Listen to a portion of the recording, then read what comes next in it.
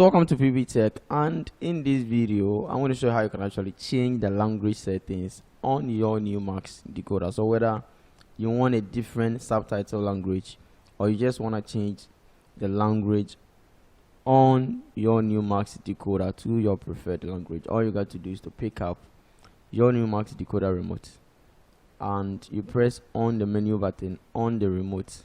So from the menu page, use the arrow keys just to navigate through the menu, and then you look for settings, or you come to the user preference over here. So you have the preference, you come to the preference, that's where you need to set the language of your choice. So you come to the preference and then you press OK on it, and here we have the language over here.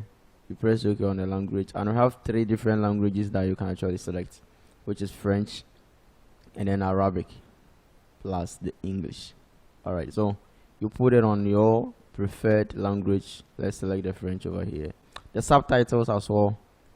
So if you want a subtitle from a movie or a TV show on your decoder to be a different language that you prefer, you can also set it over there so that you're gonna get those subtitles whenever there is a particular show going on your TV screen.